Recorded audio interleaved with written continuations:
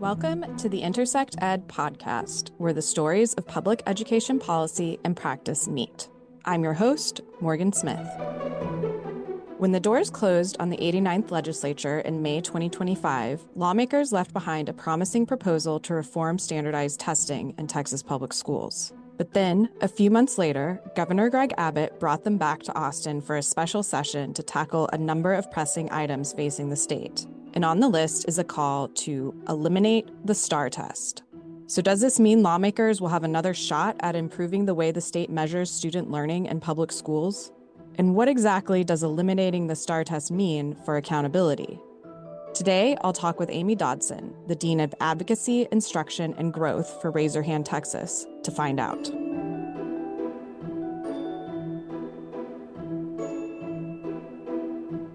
So, Amy, there was a lot of talk about assessment and accountability during the 89th regular session, and House Bill 4, the legislation addressing those issues, went really far. What happened to it in the end? There was a lot of conversation around assessment accountability and the STAAR test and what are some alternatives and how do we make the system better and stronger. Toward the end of session, and House Bill 4 was a really great vessel for that. Sailed through the House, had some changes from the Senate, and ultimately, when they went to conference committee, just didn't have enough time to kind of finish negotiations and to get a good bill out, and so it died ultimately.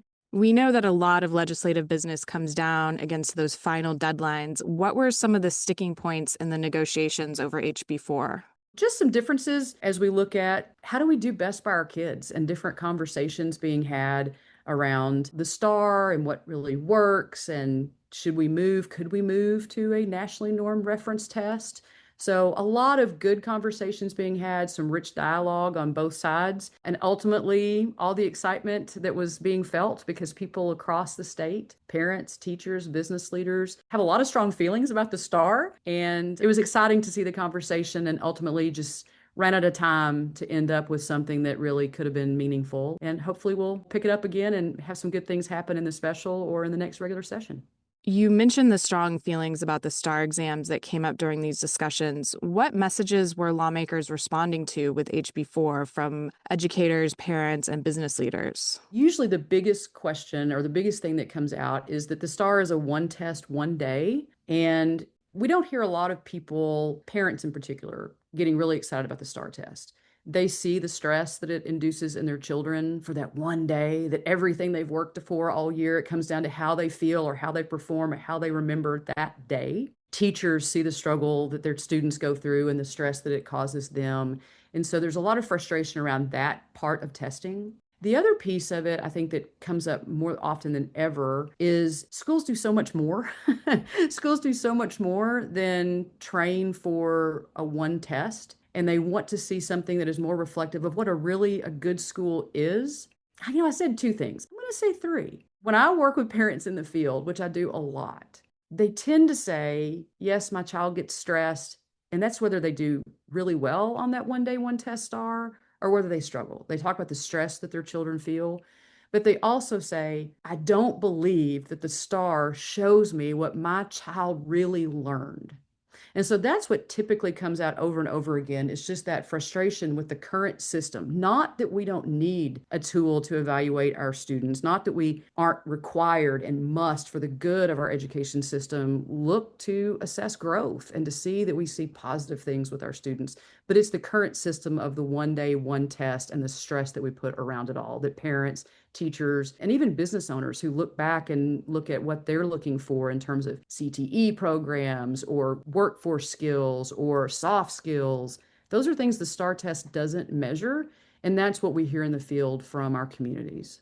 We know that Governor Greg Abbott is also hearing these frustrations, or he wouldn't have included assessment and accountability on his special session call. The governor specifically used the language, eliminating the STAAR. Talk to us a little bit about what that would look like. We're always going to have a test of some sort to evaluate the growth of our students and to look at how our schools are performing. That's just something that communities deserve, parents deserve, and ultimately that teachers and school leaders want. I think we need to be really clear on that. When you talk about eliminating the STAAR, it's not just setting aside everything. And when we talk about teachers or school leaders getting frustrated with the current system, It's not about not wanting to show the great work that's happening, is that they want to show more. And the STAAR is a part of the real conversation for the governor and was a part of House Bill 4. The biggest part of it was, how do we make it better? How do we make it more comprehensive, more informative? And a lot of people use the term, how do we make it more instructionally helpful or instructionally relevant or instructionally supportive? So it sounds like we aren't talking about completely getting rid of testing here, more like improving it. What does that mean for the kind of testing public schools would use to replace STAAR? When we look at the STAAR, it's a criterion-referenced test that is built to evaluate the Texas Essential Knowledge and Skills, the TEKS, which every bit of our instruction is, guided upon what we hope students learn, which that's good. What we're talking about replacing the STAAR with, the conversation that's being had, is to add or to replace it with SWAP. This is one of our new favorite words, is SWAP, the STAAR test, with a nationally norm reference test. Now, the nationally norm reference tests have been around for decades. They are used widely across Texas right now. They are not a part of the accountability system. That's what STAAR is doing. But many, many school districts, I don't know the exact number, but I know all the school districts that I work with in my field work, pretty much all of them. 90% of the schools I work with probably use the MAP or iReady or Renaissance or one of those nationally norm reference tests. Interesting. So you're saying that Texas public schools already have experience with the test that could replace STAAR. What do these tests tell them that STAAR doesn't? They use it in addition to the STAAR for several reasons. Number one, they're really looking for student growth. They want to know in the beginning of the year test, these nationally norm reference tests, when they walk in, where is the student today? Where are they with math and English and science? Where are their learning needs when they walk in the door? It gives information aligned with our TEKS. These nationally norm reference tests being discussed are aligned with the TEKS. They can look to see down to the individual specific level, where is a student right now? Where do they need help? Maybe they're performing wonderfully in math, but they have this one little struggle, and the teacher can see on these tests, oh, that's it. That's exactly where I can help them get better in this. So these nationally norm reference tests really focus on growth. They give instructionally relevant information in the moment. They come back with the results within 24 hours. So when many people talk about eliminating the STAAR, one of the things they get frustrated with is recognizing that the STAAR results come back in the summer when students are already gone, and in most cases have already moved on to the next grade level. So the information is not instructionally helpful to the teachers, to the parents, or to the students, really. I've heard many people compare the STAAR test with an autopsy. It's after the patient is gone. I can't help that patient, and I want to be able to help. I want to do something helpful for my student. These nationally norm reference tests are adaptive. So a student that is performing really well, it keeps pushing them to go higher and higher to see what their growth could really look like. It gives them goals to meet, and it really helps parents to know where a student is. Another frustration with the STAAR is it takes a long time to take, in addition to being the one day, one test and being something that the results come in much later. These nationally norm reference tests are shorter. You can take them most of the time in less than an hour. They really give information that is practical. And they are, even in the name, nationally norm referenced. So while they're aligned with our TEKS to make sure we don't lose sight of Texas standards, they show students and parents where the student compares to other students in Texas and nationally.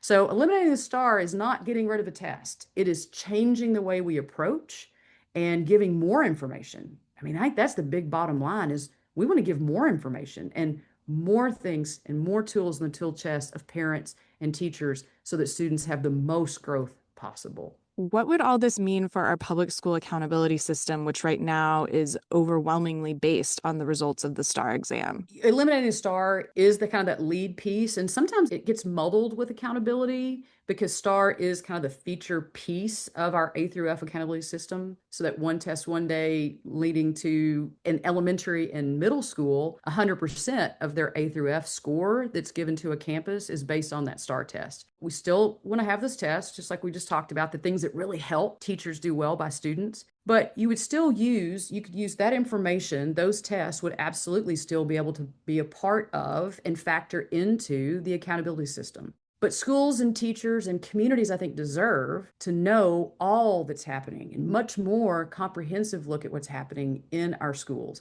because our schools don't just provide good academics and they don't just want to see students grow in the academics. That's clearly the primary focus. But schools also provide a safe learning environment, and they provide fine arts, and they provide theater, and they provide work skills. They do so much more every day, every year, on every campus across this state than just prepare for a STAAR test. When we look at what A through F changes could happen, it's adding other indicators. It's adding things that a community sees as really valuable to them, valuable to their future workforce. So measure student growth, show their dynamic academic improvements, and then show all the other things that schools do every day that make our public schools so very special. You combine those together and you have a pretty robust accountability system that tells parents and communities much more than what they're finding out right now. So today we've talked a lot about nationally norm reference tests. During the regular session, we also frequently heard that term in discussions about how to measure student growth in private schools funded with education savings accounts under Senate Bill 2.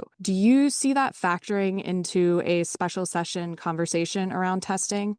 I think so. I think that what we learned in some of those discussions early on around SB2 is that the nationally norm reference tests are good, quality, reputable tests. They've been around for many, many years. They do the things that we want most as parents. As a parent, I wanted to know that my child was growing. I think every parent wants that. That's the foundational piece we want when we send them to school. Having those conversations around SB2 really helped highlight for many people who may have been unfamiliar with the nationally norm reference tests that they are out there, they are quality, they have a long track record of being excellent and on point of showing the things that they're supposed to show. Allowing that to be the mark and the measure for students that are in the ESA program really bolsters the argument in many ways to say, this is a good test. It does good things. It is good for all of our students, and that includes our public school students. I do think that that conversation really helped broaden it out and really bring a spotlight on the quality that's out there with those and what can happen, the quality and the subtle things, the important things that the national norm reference test can give. So I think it's a great thing. Amy, thank you so much for talking with me today. I want to ask, I know there are a lot of people listening who care a great deal about this topic and are going to want to get involved as we move through the possible multiple special sessions. What is the best way for them to stay informed? I think to get involved is really pretty simple. The best thing that you can do is to go to raiseyourhandtexas.org, our website. It's very easy to navigate. There's a couple of things there that you can do. One, you can sign up for our email, our newsletter. It's called Across the Lawn, and it gives information about what recently happened in the legislature. It comes out during session, gives you simple, concise information that is really, really helpful and shows you what you can do from there to help out. Another way you can get involved is just to simply sign up for our text alerts. When bills are moving and things are happening, we try to send out text messages to rally voices around Texas. So signing up for our text alert is a way for us to quickly give you information and allow you to very simply connect and have your voice heard. And the third way that I would really encourage you to get engaged on is to meet with your regional advocacy director. Raise Your Hand Texas is blessed to have a regional advocacy director for every community in this state. There is not a portion in West Texas where I live, or the Panhandle, or the Valley, or any metro area, north to south, east to west, that doesn't have someone there designated to help and to listen and to engage and give more information. Love for you to connect with them. The website has an interactive map. You can click on where you live and it'll show you how you can send an email and connect with your RAD. Hearing from communities and hearing your stories and hearing your voices is really important to us. We want to do that. So connecting with your RAD gives you the opportunity to get more information, sit down and have coffee with, host an event with them, or just find a way to get your story heard. And so I would encourage you to do that. But getting involved really matters. Your voice matters. And as we're talking about right now around STAAR and A through F, you have a story. You probably have thoughts. Please share it with us. We'd love to hear from you.